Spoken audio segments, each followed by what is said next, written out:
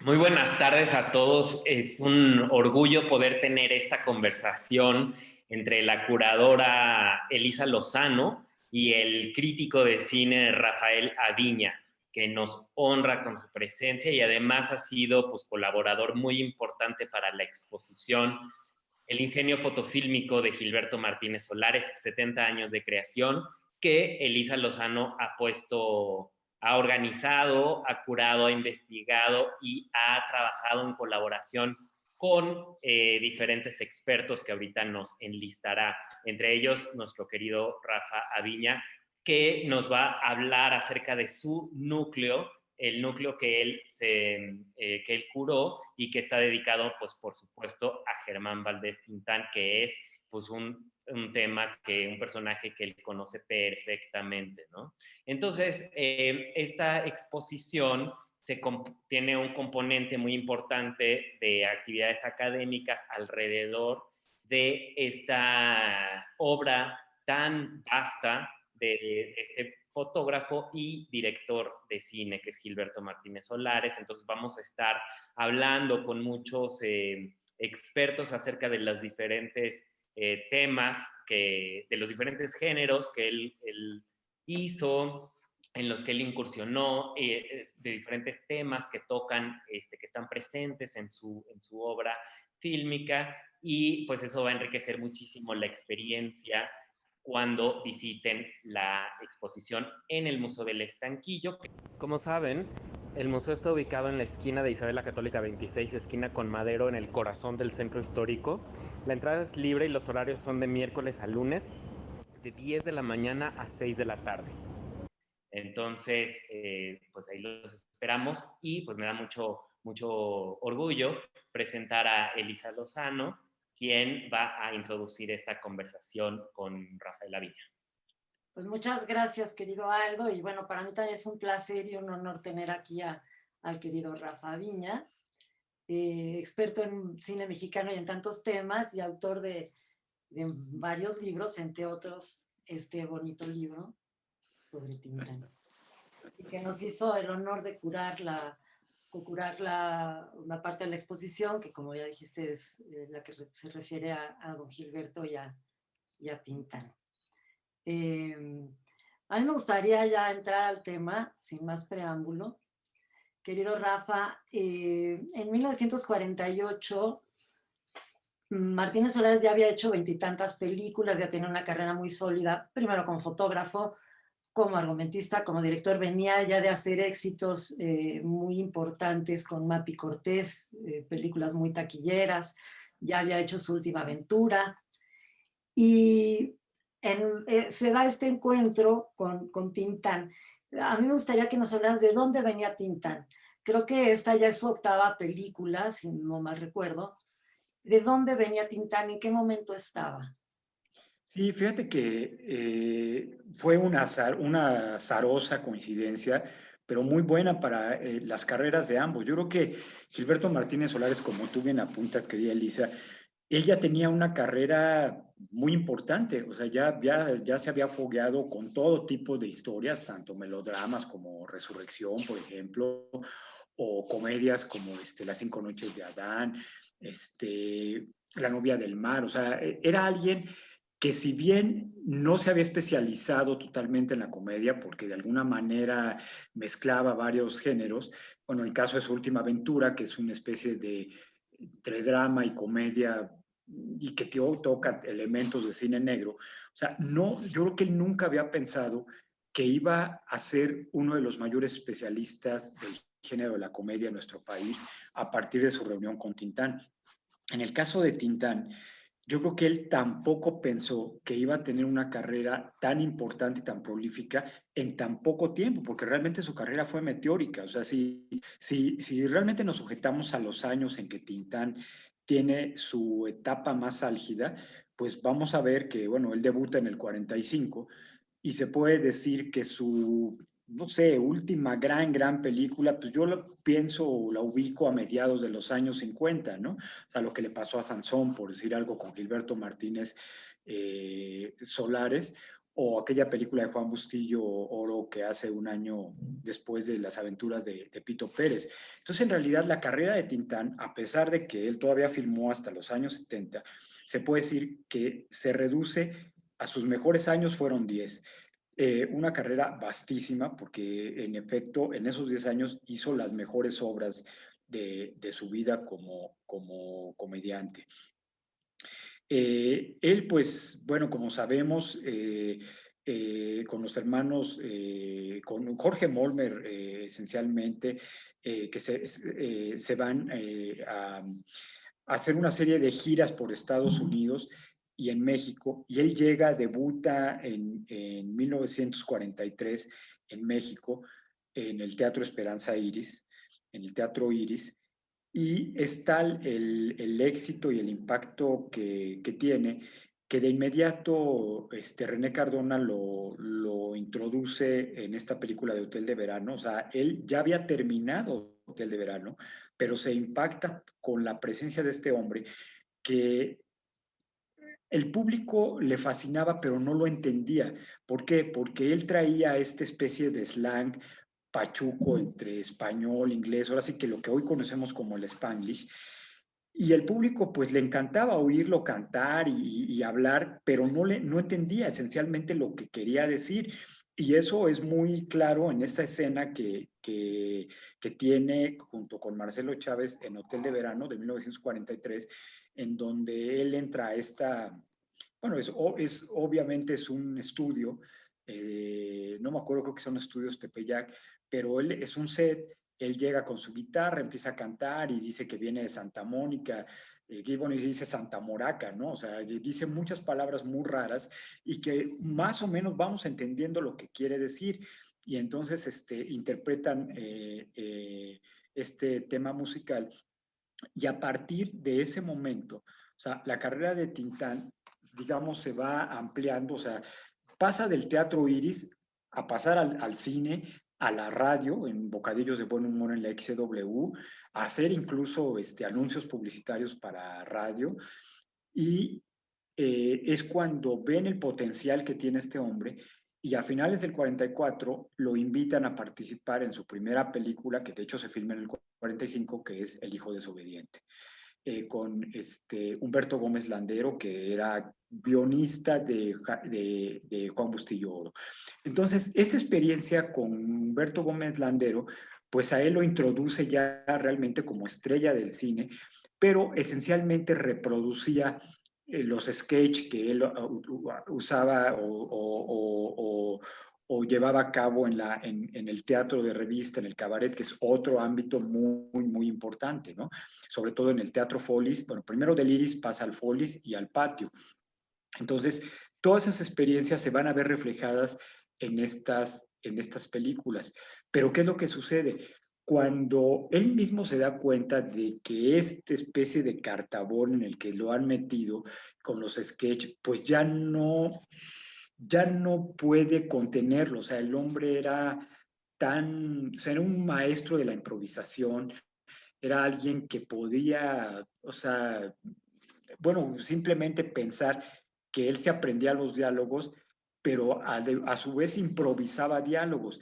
Y el propio Gilberto Martínez Solares y Juan García, que era el escritor de los diálogos, los dejaban improvisar porque eran realmente tan buenos. Y él lo dice, lo confiesa Martínez Solares, o sea, le daba oportunidad de hacer eso porque arreglaba mucho mejor lo que ellos ya habían hecho en el papel. El propio Martínez Solares dice que él utilizaba 20 frases para un determinado diálogo, que el Peralvillo lo reducía a 5 y que Tintán lo reducía a 3. Entonces, todo eso es excepcional para este gran equipo de trabajo que se formó entre estos tres hombres, ¿no? Se puede decir que la carrera de Tintán, o sea, estaría trunca si no estuviera ahí el Peralvillo y Martínez Solares, definitivamente. Y aquí también es interesante porque un poquito antes de Calabacitas Tiernas, Martínez Solares había hecho La Familia Pérez. Sí, claro. Y yo siento que ahí, bueno, con Pardavé y un gran Sara García, y yo creo que ahí ya va apuntando un poco este ambiente urbano, citadino, que después toma forma ya completa cuando empieza a hacer las películas de Tintán. Y ahorita estás hablando tú ya del Peralvillo, o sea, lo que logra Martínez Solares es hacer un equipo genial, ¿no? Que primero está, obviamente, Peralvillo, está Tintán, y ya después va introduciendo, está Vitola, está Tuntún, que además les tiene una lealtad increíble porque les sigue escribiendo papeles hasta, bueno, Tuntún trabaja con él creo que hasta los años 90, ¿no? Exactamente, los verduleros y todas estas Con sus historias. actores, pero justo este encuentro en 1948 en Calabacitas Tiernas no cambia nada más la vida de ellos, cambia la historia del cine mexicano, en particular el género de la comedia. Sí, sí, sí, o sea, tienes mucha razón. Si revisamos, por ejemplo, esta película de la familia Pérez, incluso, bueno, seguida, dos años después de su última aventura, en donde ya vemos estos temas urbanos, que es un poco lo mismo o sea, lo que va a hacer Gilberto Martínez Solares es capitalizar ese cine urbano que estaba haciendo Alejandro Galindo y que estaba haciendo Ismael Rodríguez, pero desde una perspectiva del humor fársico de la comedia. Si nosotros exploramos las películas de Martínez Solares, vamos a encontrar múltiples elementos que Galindo ya había retratado y que Ismael Rodríguez también, pero él lo hace desde una perspectiva nueva, distinta, o sea, un poco como parafraseando todo eso, y lo hace de manera excepcional, de tal forma que crea su propio estilo. Un ejemplo así para entender esto que digo, lo encontramos en El Revoltoso, que me parece una de las, quizá la de las tres mejores películas de Tintán y de Martínez Solares. Esa secuencia cuando él está en la Bartolina, o sea, es decir, en la celda de castigo en la cárcel, con Paul Rubinsky y con Marcelo. O sea, es una escena muy similar a la secuencia que tiene Pedro Infante con Jorge Arriaga, que va a ser el tuerto, en Nosotros los Pobres, nada más, pero de una perspectiva totalmente opuesta, ¿no? Entonces, incluso hasta el banquito que le estrellan en la cabeza a Pedro Infante está ahí, está presente, se lo van a estrellar al propio Tintán, pero cuando ya empieza a hablar de Lupita, o sea, de Perla Aguiar, que es la hija de Marcelo, pues toda la circunstancia cambia, ¿no? Entonces, eso es algo muy interesante con lo que hizo tanto Martínez Solares como el Peralvillo. Y lo que tú apuntas es cierto. O sea, en efecto, la familia Pérez ya era una historia urbana, ya era un planteamiento de estos personajes cotidianos, digamos, de clase media baja, que son los personajes en donde van a estar inscritos esencialmente los personajes que va a ser Tintán. O sea, Tintán es como ese bastión de los humildes, de la clase baja, de esta clase, digamos, abandonada por los gobiernos, pero que siempre presente en los discursos presidenciales. O sea, el personaje de Tintán en las películas de Martínez Solares es como el personaje al que va a hacer referencia Miguel Alemán en sus discursos.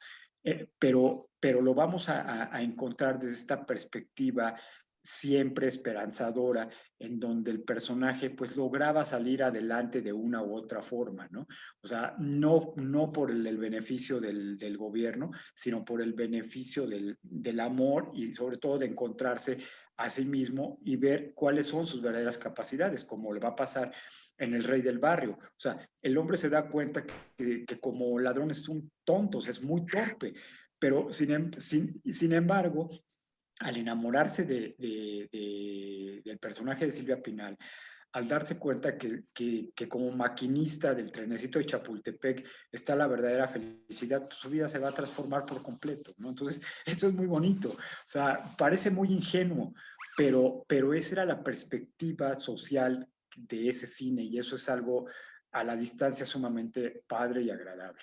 Oye, y por cierto, dice Carlos Monsiváis sobre El Rey del Barrio, dice, El Rey del Barrio es la mejor película de Tintán. Al decir esto, no olvido Sinbad el Mareado, El Revoltoso, El Ceniciento, Ay amor, como me has puesto, El Sultán Descalzo. Pero en El Rey del Barrio, Tintán conoce su apogeo. Es flexible, irónico, sentimental y destructor. Y su personaje, fruto de las astucias de la industria y de las aportaciones autobiográficas, es perfecto.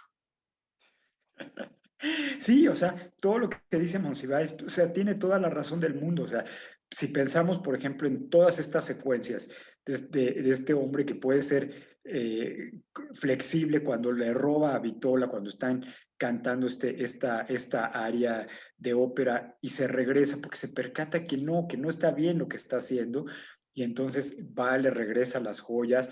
Por el contrario, en la casa de la francesa, sí van a barrer con todo, pero no pueden robarse nada porque son tan estúpidos, son tan tontos que no pueden hacer nada. Más adelante va a haber una película muy padre que se llama La persecución del zorro, de nada menos que de Vittorio De Sica, con Víctor Matur, entre otros, y que también es otra banda de torpes ladrones que son incapaces de robar algo. Entonces eso es muy interesante, que es una película del 66, o sea, posterior al Rey del Barrio.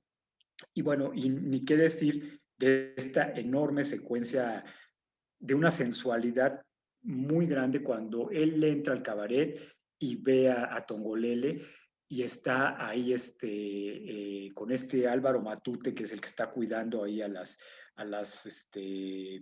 ficheras a la entrada, que es el con el que platica, está fumando, y ve a Tongolele, ahora sí que entra al escenario para bailar unos minutos con ella. Vemos a Silvestre Méndez, entre los otros músicos cubanos que están ahí con las tumbonas, otra secuencia que es antítesis de esa, que sería la secuencia romántica, cuando el alcoholizado canta Contigo de Claudio Estrada en el patio de la vecindad a Silvia Pinal. Entonces, en efecto, todas estas imágenes que ahora son, yo me atrevería a decir, patrimonio de la humanidad, o por lo menos patrimonio del mexicano, conforman lo que sería esta gran película del cine mexicano. Ahora, de manera particular, no es mi película favorita, El Rey del Barrio, pero sin duda es una obra maestra. Ahora más adelante, justo te voy a preguntar cuál es tu favorita y diremos cada uno nuestra favorita, pero más adelante. Pero justo ahora que hablabas de Tongolele, es que lo que hace especial este cine y este cine de Martínez Solares con Tintán es efectivamente que son personajes entrañables, encantadores, pero también hay mucha sensualidad, hay erotismo, hay cachondería. Sí. Están estos bailes, están estos ritmos, está el cha-cha-cha, está el mambo, ¿no? Todos los ritmos de la época. Creo que Martínez Solares también tenía esta capacidad que desde los créditos elegía muy bien la música. Por ejemplo, en El Ceniciento, o sea, se me hace una genialidad que empiezan los créditos con los 11 hermanitos Zavala. Tocando la marimba, y lo comentaba con Aldo en la mañana. Ya desde ahí te prepara el espíritu, ya de ahí ya te pones flojito. Fíjate que sí, en efecto, él tenía con las películas de Tintán, esencialmente, si no me equivoco, Luis Hernández Bretón, el maestro Luis Hernández Bretón, que era el musicalizador de muchas de las películas de Tintán y Martínez Solares. O sea, Luis Hernández Bretón era, pues, un extraordinario maestro, ¿no? De conservatorio, etcétera. Pero él tenía, o sea, esta dualidad para poder rescatar temas musicales populares y llevarlos, o sea, bueno, con orquesta sinfónica, que generalmente introducían, en particularmente en este caso del Ceniciento, o lo mismo pasa con El Bello Durmiente, que también tienen canciones y temas preciosos. Y sí, o sea, esa primera secuencia con los hermanos Zavala, con la marimba, y Tintán vestido de cazador y de la liebre, o sea, es un momento igual, como decía Aldo, o sea, muy sumamente ingenuo, pero sumamente fascinante. O sea, es meternos en bueno, además no en balde canciones son de Cricri, muchas son de Cricri, es como meter al espectador en este universo totalmente ingenuo, en donde pueden pasar estas historias pues románticas que solamente se dan en eso, son como cuentos de hadas, son fábulas urbanas, ¿no? De ese momento, o sea, él que es un indígena chiapaneco, ignorante, que no sabe nada, que no conoce nada, pero cuando lo llevan a que se vista como la gente decente, como dice su hado padrino, Andrés Soler, espléndido, un gran, gran actor del cine nacional, para mi gusto el mejor actor del cine nacional. Y él se da cuenta por el espejo que quién se roba los fondos, como él dice, los refajos. y, y es como conoce a Magdalenita, ¿no? A Alicia Caro, ¿no? Y es donde surge toda esta historia de amor con estos hermanos gandallas que son Pedro de Aguillón y Tito Novaro,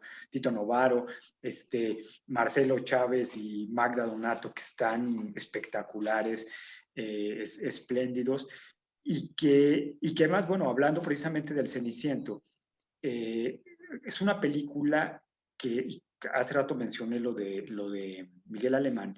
Curiosamente, para mi gusto, no hay mejor película que refleje lo que fue el alemanismo que el Ceniciento.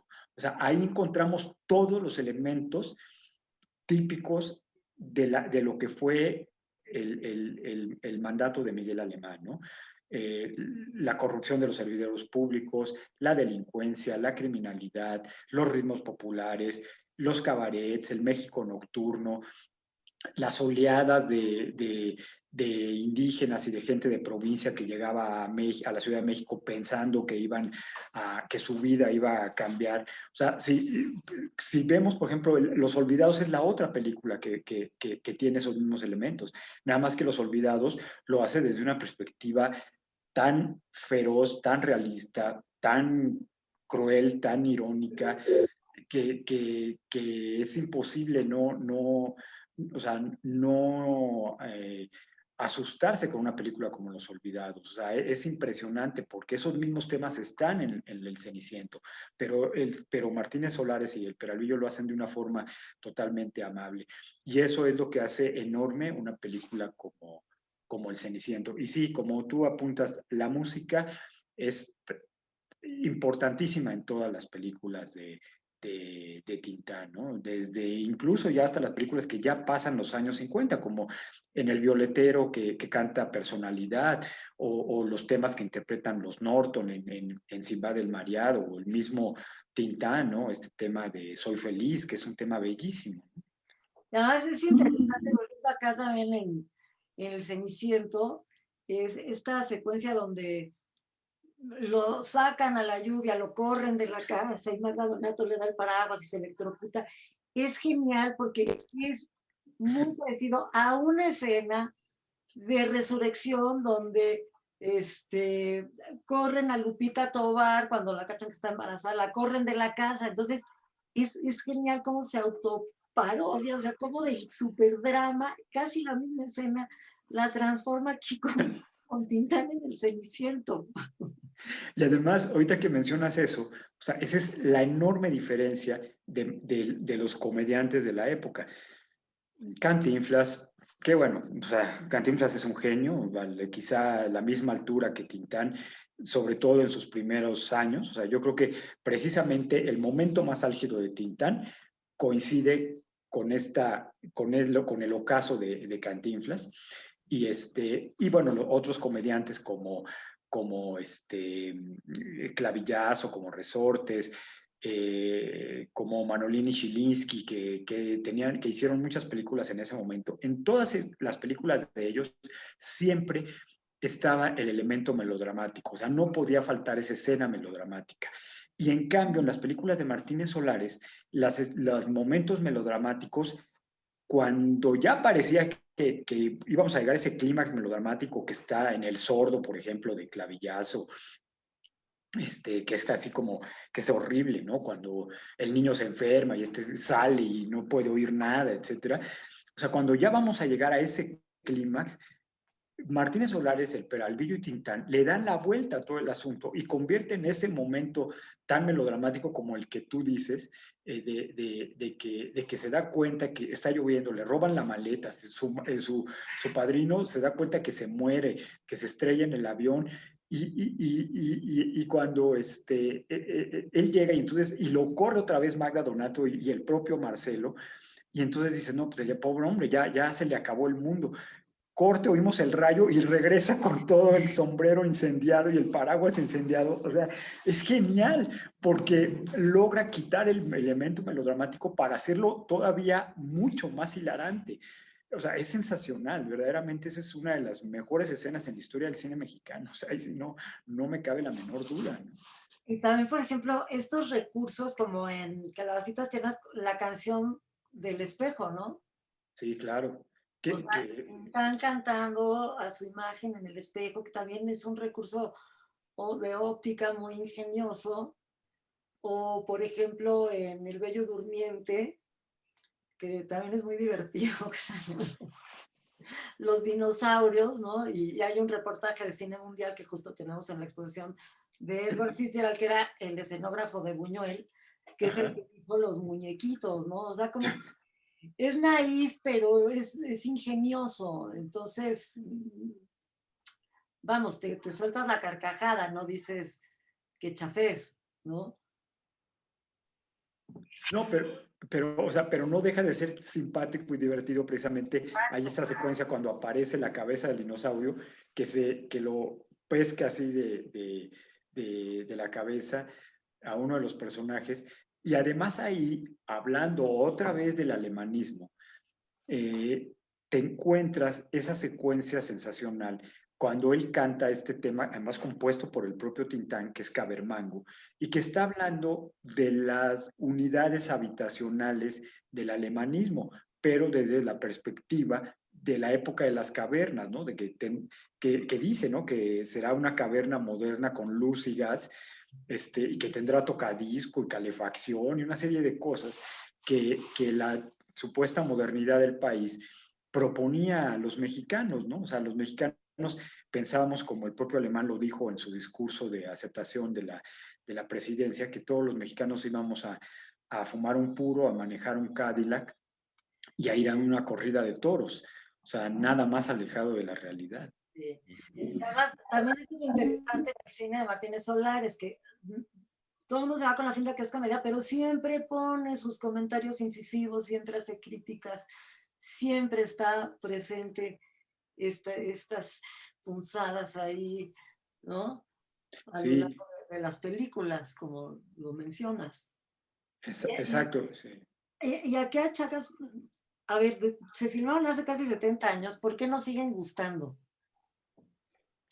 Fíjate que yo creo que lo que sucede con esas películas es que el público de ese momento y el público de ahora, que ha crecido con referencias a través de sus abuelos o de sus bisabuelos o de sus papás, o a través de las propias películas mexicanas que siguen haciendo referencias a otras películas mexicanas todavía más antiguas, había un reconocimiento del público en el sentido de que te identificabas con lo que sucedía ahí. O sea, ahora lo que sucede con el cine nacional contemporáneo es que poco o nada te identificas con los personajes. O sea, tú prendes las plataformas de Netflix y ves las últimas películas mexicanas y tú ves a los personajes y dices, o sea, esos personajes, ¿dónde viven? ¿Qué hacen? ¿Dónde no existen? O sea, yo no me identifico con esos personajes. En cambio, con los personajes de esa época de oro, o sea, uno los ve porque los veía en los noticieros, porque los abuelos eran así, porque las familias de los abuelos eran así. O sea, porque esos personajes verdaderamente existían, o sea, eran personajes vivos. Y por eso esas películas sí nos siguen pareciendo muy ingenuas, pero nos siguen atrapando. Siguen siendo películas que de alguna manera nos hablan de lo que fuimos como nación o lo que pretendíamos ser como nación. O sea, y películas como Los Olvidados, pues nos hablan de la realidad que se vivía. Entonces yo creo que lo padre de ese cine es que todas estas películas te planteaban un poco el universo de la sociedad mexicana de ese momento. Si uno arma el rompecabezas con todos estos fragmentos de estas películas o estas películas completas, nos van a dar el rompecabezas completo, ¿no? Así era la sociedad mexicana, ¿no? Con todos sus pros y sus contras, con todos sus horrores y con todas sus virtudes. Además, también lo que es muy bonito en estas películas son todos los oficios, ¿no? En las películas de Martín Solares y Tintán, Tintán se hace de panadero, de bolero, de beisbolista, ¿no? Un poco que nos hables también de eso, son muchos oficios, ¿no? Sí, que, o sea, era una época, sí, justamente era una época en la que los oficios eran importantes para el país. O sea, había el maestro carpintero, el maestro panadero, porque además así se le llamaba, o sea, no era nada más el carpintero o el panadero, ¿no? O sea, era el maestro carpintero, el maestro afilador, incluso como el personaje que hace Salvador Quirós, el maestro afilador en Los Olvidados, por ejemplo, ¿no? Entonces, todos estos personajes conformaban esta sociedad mexicana que estaba transformándose. O sea, justamente, y volvemos al alemanismo, o sea, empezaba la creación de la burocracia en México. ¿Qué pasó?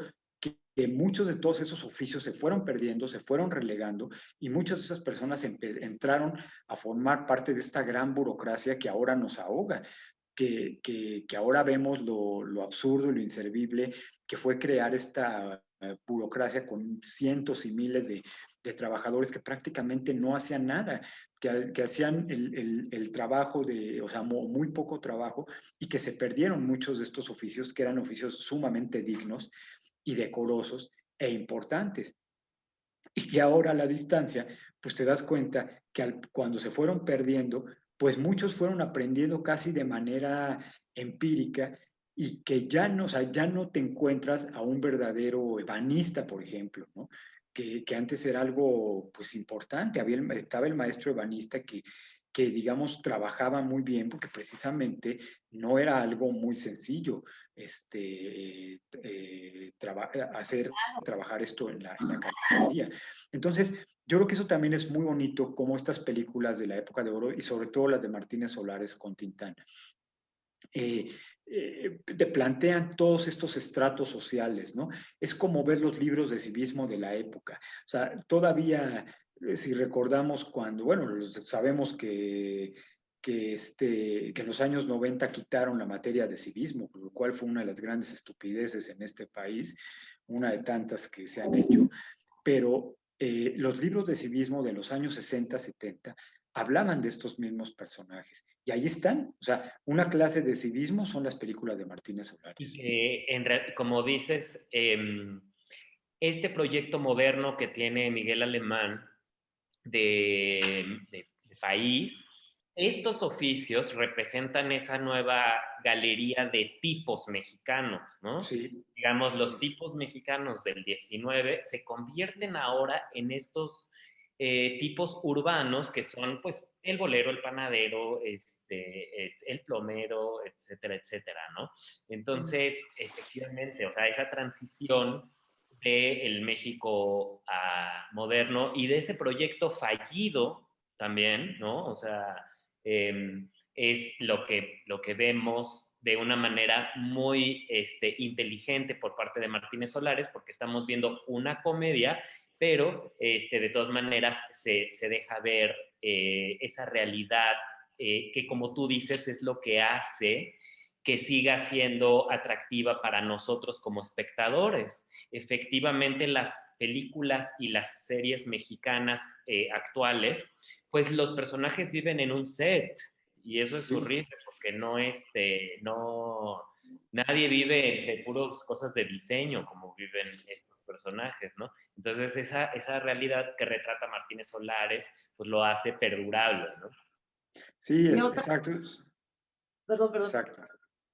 No, sí, Elisa, no, nada más quería también otro de los, algo que también siempre relacionamos con el alemanismo es Acapulco. Exactamente. Acapulco, este esplendor que también está en las películas. Sí, exacto. Eso es otra obsesión del alemanismo, otra obsesión de la época, otra obsesión de Martínez Solares y de Tintán. O sea, al grado que en la vida real, como recordaremos, Tintán tuvo varios yates que se llamaban Tintaventos y que era una parodia del yate de Miguel Alemán que se llamaba Sotavento. Entonces, o sea, hasta eso, o sea, es algo muy curioso, ¿no? Que es imposible y de verdad, o sea, Acapulco es como punto álgido de las películas de Tintán y de Martínez Solares, empezando por Sinbad el Mareado, ¿no? Que abre con esta bellísima escena de la bahía de Santa Lucía, o sea, en el puerto de Acapulco, que se ve a lo lejos, Caleta, etcétera, y oímos este tema de A Gozar, qué rico mambo de los hermanos de los Norton, y bueno, ya este personaje que es sensacional, y cómo interactúa con esta mujer muy bella, Thelma Ferriño, que fue la única película en la que participó, y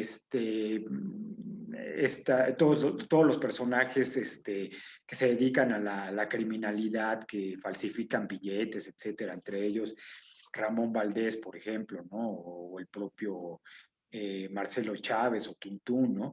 Pitola, que está sensacional, Bob Rubinsky, que también es otro de los villanos, y que aparece en no solamente en múltiples locaciones de Acapulco, La Quebrada, la Bahía de Santa Lucía, Pie de la Cuesta, sino que además en esa película aparecen personajes importantes del puerto, o sea, reconocibles del puerto, como Pipo. O sea, hay una secuencia en donde él se va justamente cuando en su lanchita, se va con Telma Ferriño, pero que no le pide ayuda a un amigo y le dice, oye, Pipo, échame la mano para que metan la balsa al mar.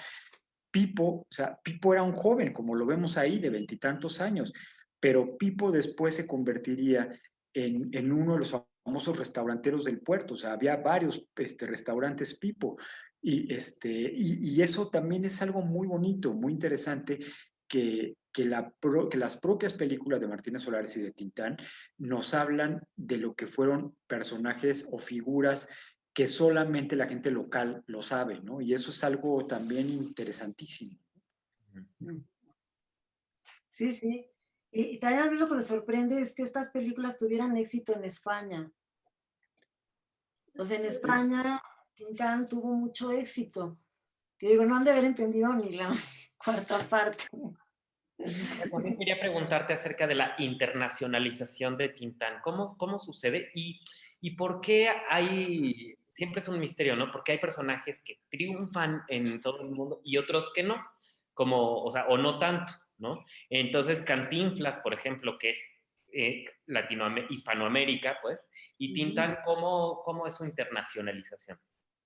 Sí, en efecto, fíjate que Tintán no fue de las figuras que trascendieron a nivel internacional. O sea, lo más importante esencialmente es justamente lo que dice Lisa, o sea, el éxito y el impacto que tuvieron en España.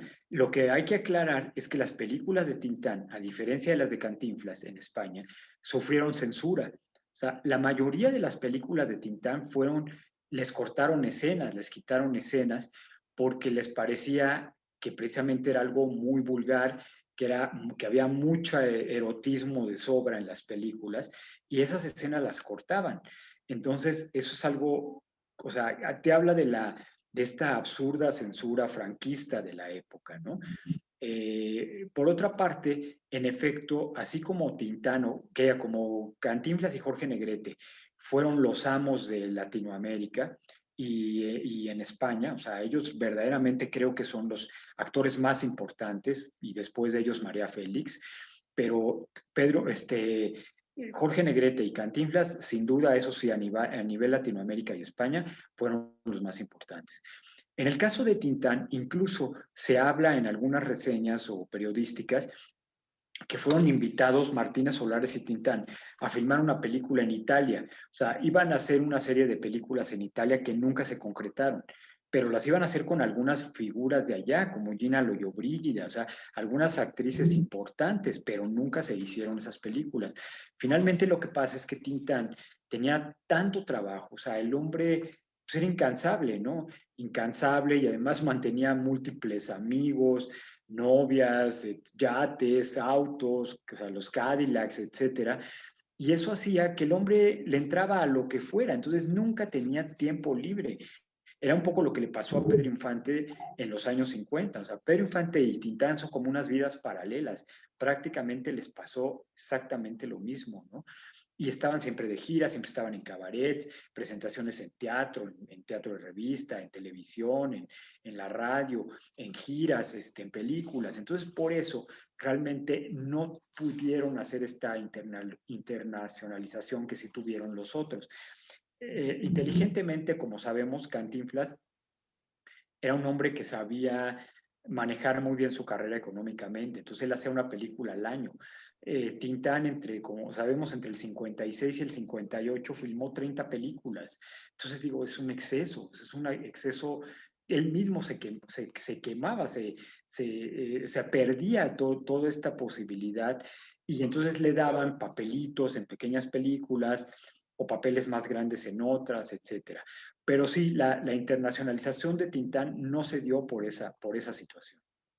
Sí, es mucho lo que decía Martínez Solares de Tintán, eso, que aceptaba todo tipo de películas, se desgastó muy rápido, ¿no? Y se desgastó también físicamente. Sí, O sea, él murió como de 52 años, se veía bastante sí, sí, lo que más. pasa es que cargó con este problema hepático y eso fue lo que hizo que engordara, hizo que en efecto físicamente se viera muchísimo más grande de lo que era. Y se puede decir que el hombre, o sea, fue de los pocos actores, quizá junto con Pedro Infante, que, o sea, él alcanzó la madurez siendo un jovencito. O sea, verdaderamente cuando ellos eran muy, muy jóvenes, maduraron de manera impresionante. O sea, si pensamos que Tintán nació en 1915 o Pedro Infante en 1917, y, o sea, Pedro Infante 30 años después o Tintán 30 años después de haber nacido ya era una estrella con el hijo desobediente. Entonces, pensemos que en efecto ellos maduraron muy pronto y eso hizo que por eso sus carreras cinematográficas no fueron, o sea, sí fueron grandes, con muchas películas, pero concentradas en pocos años lo mejor de su obra. ¿Cuáles son sus películas favoritas?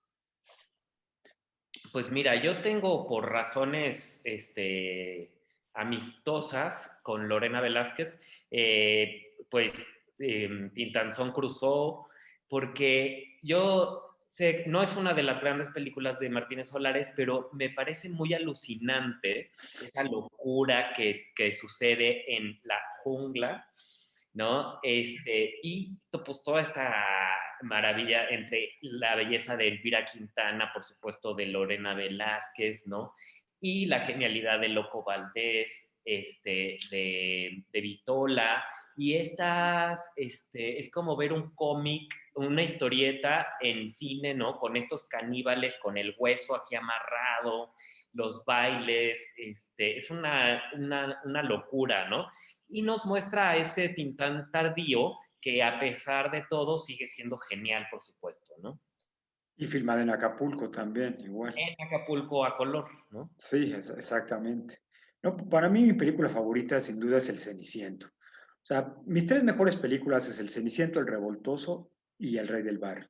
Pero El Ceniciento me parece, yo siempre la coloco por encima de todas, no solo por lo que les decía de esta manera de sintetizar ese momento trascendental en la historia del país como fue el alemanismo, sino que a diferencia del Rey del Barrio, el Rey del Barrio, todos son geniales, pero son una sucesión de viñetas. La viñeta con Vitola, la viñeta con la francesa, la viñeta de Claudio Estrada contigo, la viñeta que empieza con la pelea con los secuestradores de este sensacional Ismael Pérez Poncianito y que termina con lo de vámonos en Chapultepec. Pero en cambio en El Ceniciento es una película orgánicamente perfecta, o sea, es un argumento que te cuenta, o sea, que te va contando una historia progresiva, ¿no? Y que además, bueno, esta relación de esta pareja de Tintán y de Andrés Soler es algo, o sea, verdaderamente insólito. O sea, yo solamente lo comparo con algunos momentos sensacionales o álgidos de Mantequilla con David Silva, por ejemplo, ¿no?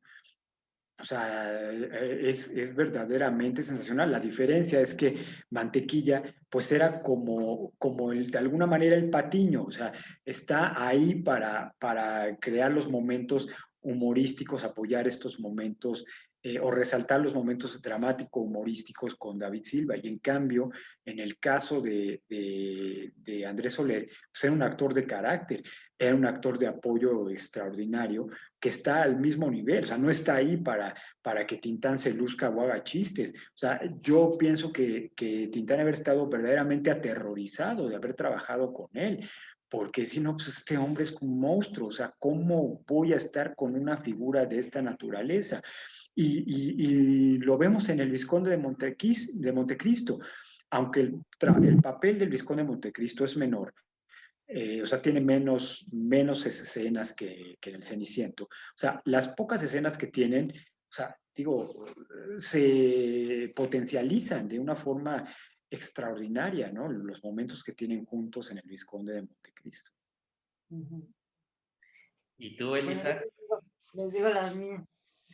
Pues el Ceniciento me fascina por todo esto que ya citó Rafa, me gusta muchísimo Calabacitas Tiernas, y a mí me gusta mucho también El Bello Durmiente, Sí, es muy padre, es muy, muy porque es divertido. tierna, también tiene su crítica un poco antibélica, ¿no? Así, se supone que soy un cavernícola, y resulta que ahora están peor que nosotros, ¿no? Es una crítica a la modernidad también muy, muy graciosa y me gusta mucho que es muy romántico con Lilia del Valle. Tiene este romanticismo, es muy, muy tierno también. Me gusta muchísimo. Es muy divertido como esos giros que le da Martínez Solares a los títulos, ¿no? O sea, Ujú. como El Ceniciento, El Bello Durmiente, La Marca del Zorrillo, que es una de las películas que más me divierten. Sí, es Eh, muy... Tintanzón Crusoe, Sinbad el Mareo, o sea, siempre son chistes, entonces está lleno también de referencias pues a la literatura universal, etcétera, ¿no? Entonces, pues habla también de un director pues muy culto y muy, pues con un gran sentido del humor. Sí, exacto. O sea, yo creo que eso es lo interesante, que Martínez Solares, o sea, él se sabía que tenía un sentido del humor, pero yo creo que nunca pensó que con Tintán iba a potencializar ese sentido del humor, esa finura de la comedia, porque las comedias van más allá del chiste. O sea, verdaderamente son comedias muy finas, muy inteligentes, muy sensibles, muy bien pensadas, y por eso esas comedias siguen siendo tan impactantes para el público. O sea, ahora hay múltiples grupos en Internet que son fanáticos de Tintán. Entonces ellos, y te estoy hablando de grupos que tienen más de 10,000 o 20,000 miembros, y ellos, por ejemplo, todo el tiempo, como me tienen a mí inscrito ahí, pues yo la verdad me divierto mucho con ellos, siempre, o sea, yo veo, me encanta que ponen, córranle, pongan el canal de película porque están pasando El Revoltoso. Y ahorita en el canal 7 está exhibiendo, o sea, digo, qué barbaridad, o sea, tienen una fidelidad. ¿Y por qué? Pues porque esas películas, como tú decías, o sea, ¿por qué esas películas siguen siendo perdurables? O sea, porque siguen hablando de nosotros mismos o de lo mejor de nosotros mismos o de lo mejor que fuimos como nación. Entonces, yo creo que esos grupos que están ahí y que siguen celebrando o homenajeando la vida de personajes como don Gilberto Martínez Solares, como Germán Valdés Tintán, como Juan García el Peralvillo, como Bol Rubinsky, como Fami Kaufman Vitola, René Ruiz Tuntún, o José Ortega el Sapo, o Borolas. O sea, eso es algo muy bueno porque son personajes de la cultura popular, o sea, que nunca les dieron una medalla, ningún premio, etcétera, pero que el público les ha dado el verdadero reconocimiento, que es ese, reconocerlos como estas grandes figuras que pues, siguen siendo para nosotros importantísimas, ¿no? que nos siguen educando de alguna manera sentimental y emocionalmente. A mí me parece que a Vitola no se le ha colocado en el lugar en donde realmente pertenece, ¿no? Esta historia del cine no la ha dimensionado en su justo valor. Por ejemplo, ¿no? Uno de tantos personajes. Pues una mujer absolutamente talentosa. Sí, en todos sentidos, ¿no? Como cantante, como actriz, como comediante, ¿no? Bueno, pero ni siquiera a don Gilberto se le reconoció en su Gracias a momento. ustedes en el Museo del Estanquillo la gente... Lo impresionante de esta exposición y del trabajo de Martínez Solares es que todos hemos visto al menos una película de Martínez Solares, ¿no? O sea, entonces, Exacto. o sea, todo el mundo, si alguien no vio las psicomedias, seguro vio al Santo, y si no a Tintán, y si no a la India María, y si no a Capulina, entre muchas otras, ¿no? Pues no sé si quieran agregar otra cosa. Pues que ojalá puedan asistir a la exposición. eh, o sea, tristemente tenemos esta situación de pandemia, pero confiamos, tenemos la esperanza de que poco a poco las cosas vayan mejorando y que puedan disfrutar ampliamente, no solamente esta exposición pues necesaria, tan importante, además, híjole, curado con tanto cariño por Elisa, que gracias a Elisa Lozano, o sea, ha mantenido vivo este proyecto desde hace ya más de años, ya algunos años ya detrás de todo esto. Entonces, esto me parece importante, o sea, desde que arrancó la posibilidad de hacer este libro sobre Gilberto Martínez Solares, o sea, Elisa, que sigas, que tengas esa fuerza de voluntad para hacerlo, el apoyo y sobre todo el apoyo del Museo del Estanquillo, ¿no? Galdo, toda la gente que trabaja en el museo, o sea, es importantísimo y como decía, no solamente disfrutar la exposición, sino disfrutar este espacio que, o sea, de manera personal a mí el estanquillo es, no solamente he visto cosas bellísimas, sino créanme, o sea, no están ustedes para saberlo, pero hubo una época en la que yo viví mucho tiempo en el estanquillo, o sea, no tenía casa, andaba rondando de un lado para otro y me pasaba horas y horas en el estanquillo, a veces ahí comía, ahí trabajaba, ahí escribía, entonces, el estanquillo para mí yo le tengo un profundo cariño. Este confinamiento pues también nos da el tiempo perfecto para revisitar o conocer la obra de Martínez Solares, ¿no? Porque muchas de sus películas, afortunadamente, están en plataformas gratuitas, ¿no? Sí, Fáciles de conseguir. Si ustedes googlean El Ceniciento, por ejemplo, y se ve perfecto. Y además, pues esta labor tan acuciosa que ha hecho Elisa es absolutamente una visión completista de Martínez Solares, ¿no? Entonces, a los que conocen al director y a los que no, esta exposición les va a sorprender. Y también nada más para otro detalle de Tintán que me parece muy padre, que es su relación amistosa con el Chango Cabral. Entonces, los carteles que tenemos en la exposición, que son una maravilla del Chango Cabral, como todo lo que hacía, pero digamos, esa amistad tan padre que tenían, pues se traduce en unos carteles hechos con mucho cariño también, geniales, ¿no? Que sintetizan muy bien el espíritu de la película. sí, exacto. Es sensacional, los Y a eso carteles. dedicaremos un par de charlas a la gráfica, a Cabral y a otros ilustradores, con nuestros queridos Rafa Barajas el Fisgón y Alejandro Magallanes. Pues muchas gracias, la verdad es que ¿Qué muchas más? gracias. Muchas gracias a ustedes. Gracias, Rafa. Gracias, Aldo. Y queden atentos a las próximas conversaciones alrededor de Martínez Solares. Las estaremos publicando en todas las redes sociales del Museo del Estanquillo y de Secretaría de Cultura de la Ciudad de México.